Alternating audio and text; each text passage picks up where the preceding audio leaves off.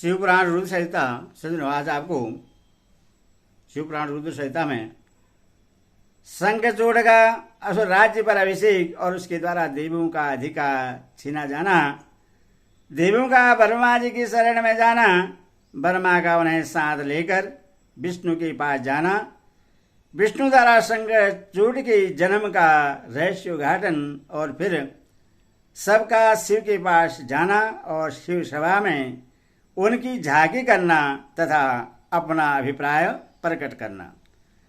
आज ये कथा आपको बताऊंगा।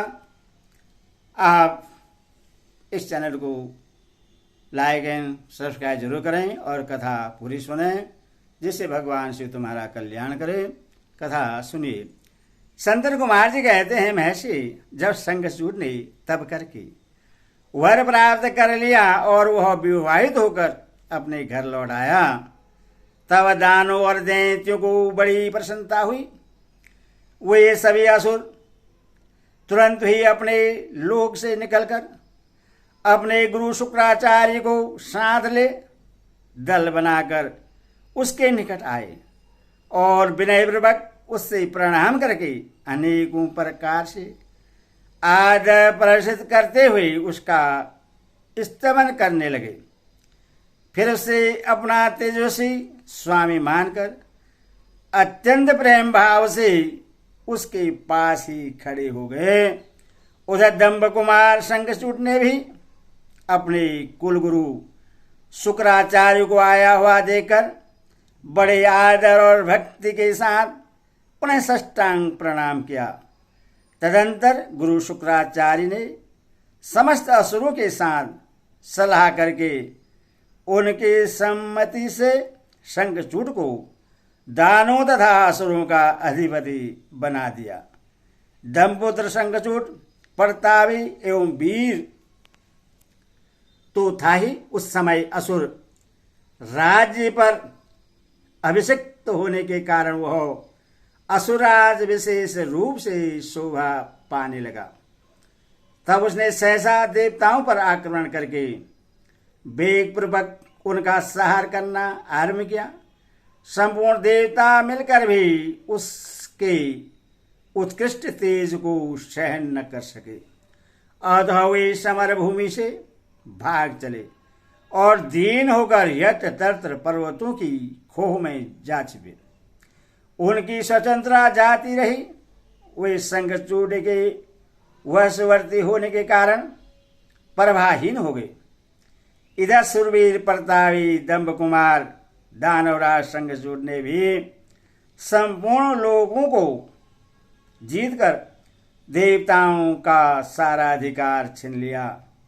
वह त्रिलोकी को अपने अधीन करके संपूर्ण लोगों पर शासन करने लगा और स्वयं इंद्र बनकर सारे यज्ञ भागों को भी हड़पने लगा तथा अपनी शक्ति से कुबेर, सोम, सूर्य, अग्नि, यम और वायु आदि के अधिकारों का भी पालन करने लगा। उस समय महान बल पराक्रम से संपन्न महावीर शंखचूड़ समस्त देवताओं, असुरों, दानवों, राक्षसों, गंधर्वों, नागों, किन्नरों, मनुष्यों तथा त्रिलोकी के अन्यायन प्राणियों का एक छत्र सम्राट था।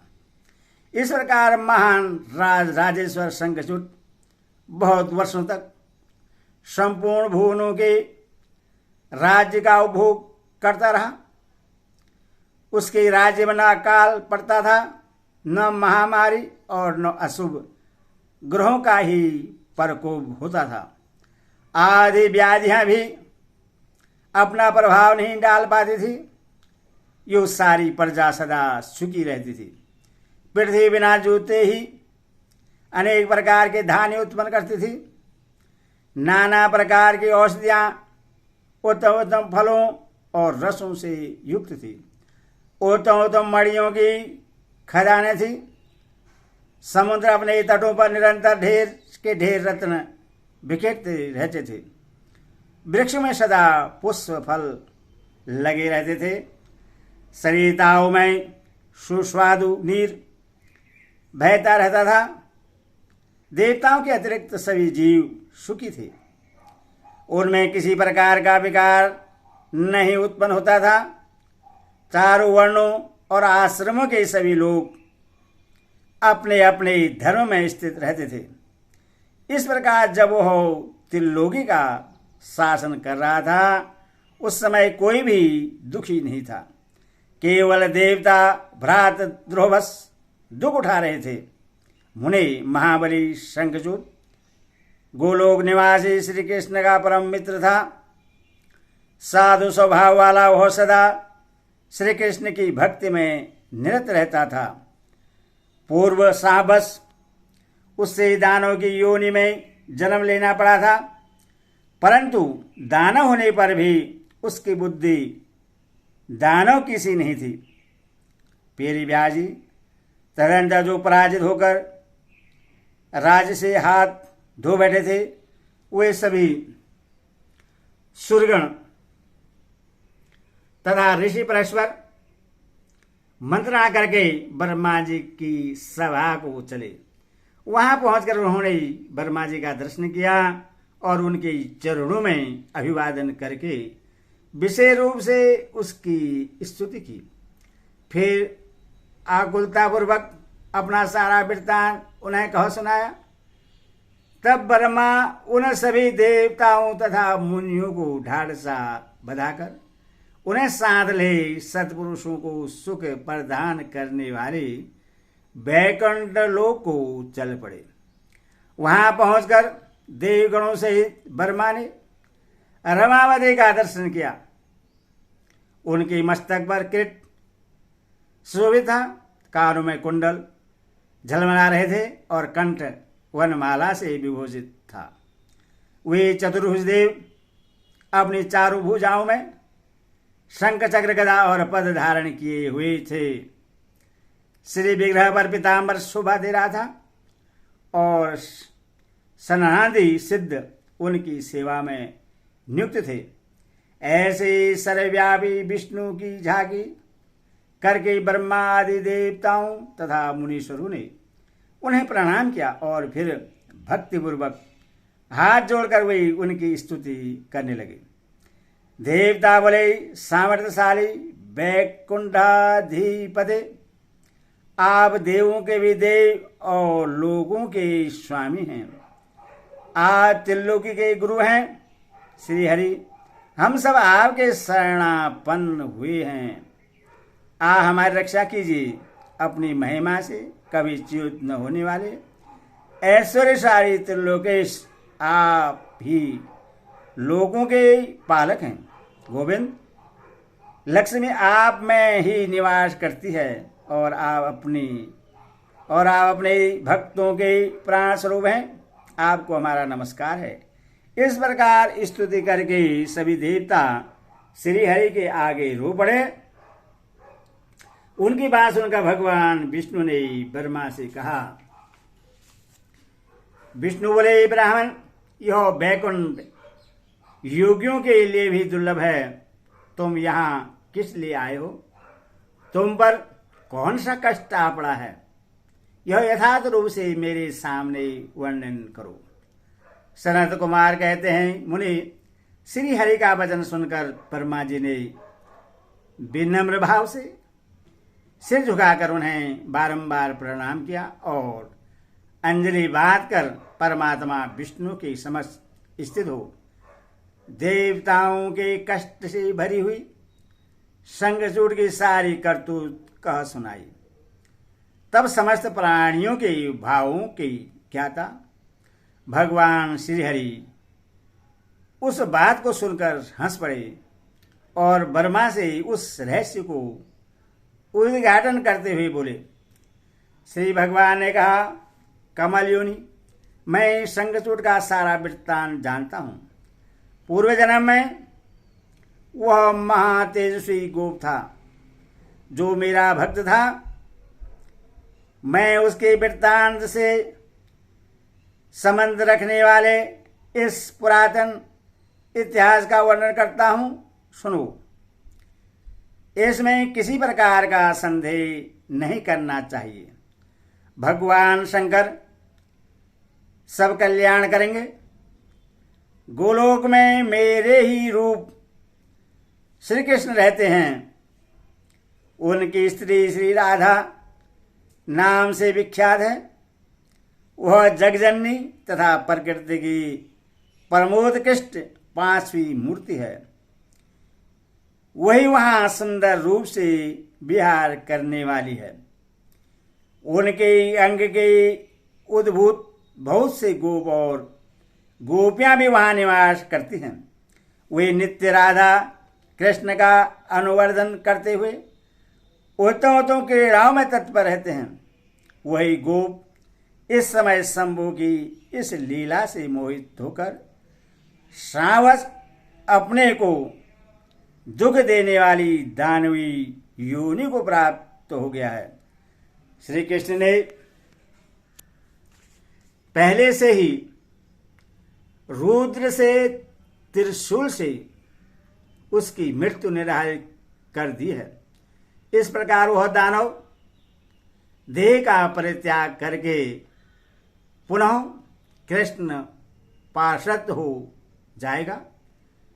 देवेश, ऐसा जानकर तुम्हें भय नहीं करना चाहिए। चलो हम दोनों शंकर की शरण में चलें। वे शीघ्र ही कल्याण का विधान करेंगे। मैं तुम्हें तथा समस्त देवों को निर्भय हो जाना चाहिए।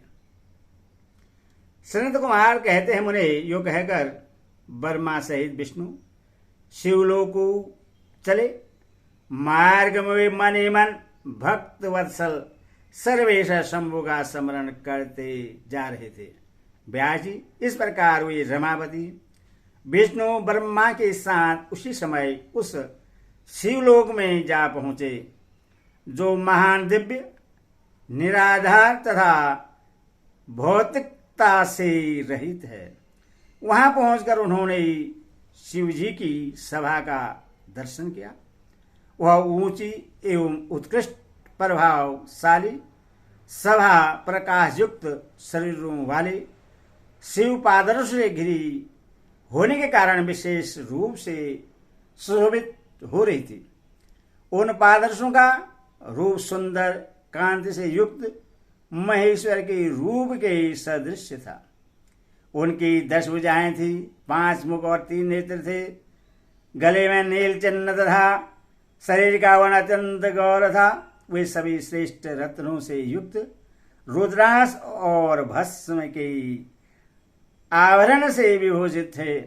वह मनोहर सभा नवीन चंद्रमंडल के समान आकार वाली और चकोर थी।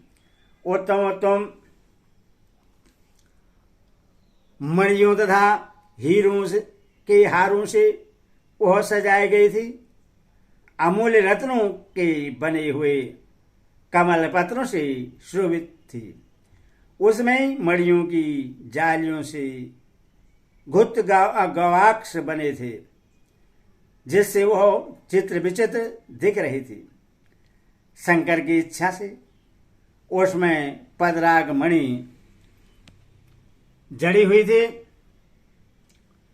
जिससे वह अद्भुत सी लग रही थी।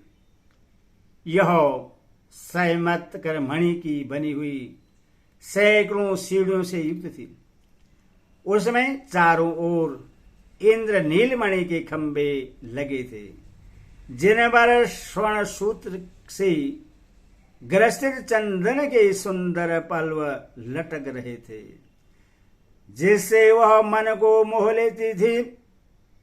वह भली भांति संस्कृत तथा सुगंधित वायु से सुवासित थी। 1 सहस्त्र योजन विस्तार वाली वह सभा बहुत से किंकरों से खचाखच भरी थी। उसके मध्य भाग में अमूल्य रत्नों द्वारा निर्मित एक विचित्र सिंहासन था। उसी पर उमा सहित शंकर विराजमान थे। उन्हें सुरेश्वर विष्णु ने देखा। वे तारकाओं से घिरे हुए चंद्रमा के समान लग रहे थे। वे किरीट, कुंडल और रत्नों की मालाओं से विभूषित थे। उनके सारे अंग में भस्म रमाई हुई थी और वे लीला कमल धारण किए हुए थे। महान उत्साह से भरे हुए उमाकांत का मन शांत था, प्रश्न था। देवी पार्वती ने उन्हें सुवासित तांबूल प्रदान किया था, जिससे वे चबा रहे थे। शिवगण हाथ में सफेद चवर लेकर परम भक्ति के साथ उनकी सेवा कर रहे थे और सिद्ध भक्तिवश सिर झुकाकर इनके स्तवन में लगे थे।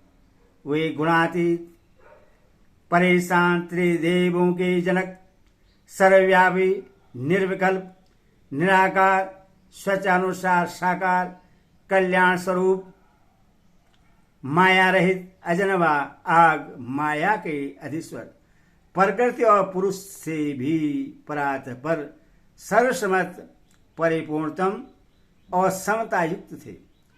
ऐसे विशिष्ट गुणों से युक्त शिव को देखकर ब्रह्मा और विष्णु ने हाथ जोड़कर उन्हें प्रणाम किया। फिर वे स्तुति करने लगे। विविध प्रकार से स्तुति करके अंत में बोले, भगवान आप दीनों और अनाथों के सहायक, दीनों के प्रतिपालक, दीन बंधु, त्रिलोकी के अधीश्वर और शरणागत वत्सल हैं। गौरीश, हमारा उद्धार कीजिए। परमेश्वर, हम पर कृपा कीजिए। नाथ, हम आपके ही अधीन हैं। अब आपकी जैसी इच्छा हो वैसा करो। ओम नमः शिवाय।